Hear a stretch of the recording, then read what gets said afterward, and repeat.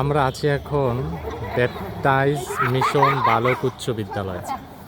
নতুন স্কুল তো আমরা নাম সাধারণত আমরা বলতে পারি না না না, এটা নতুন না, এটা 1914 সালে প্রতিষ্ঠিত হয়েছে এবং প্রথম বিশ্বযুদ্ধের সময়। কিন্তু নামটা মুখে উচ্চারণ হয় না। বাচ্চারা গোসল করতে আছে, এরা সাধারণত এই টাইমে গোসল করতে পারে না, কিন্তু আজকে গোসল করতে ওরা ওদের এই কালচারটা দেখে আমার ছোটোবেলার কথা মনে পড়ে গেছে। আমরা যে সময় হোস্টেল জীবনে থাকতাম, সত্যি আমরা এই রকমের একটা লাইফ লিড করছি।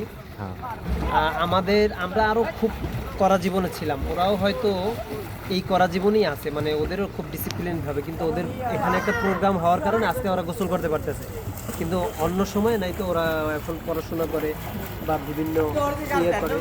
তো সত্যি কথা বলতে কি, আমার আজকে এখানে আসার পরে আমরা এর আগে আরেকটা জায়গায় গেছিলাম, কিন্তু ওখানে কিছু টাকা লস করে আসছে, অলরেডি 300 টাকার মতো।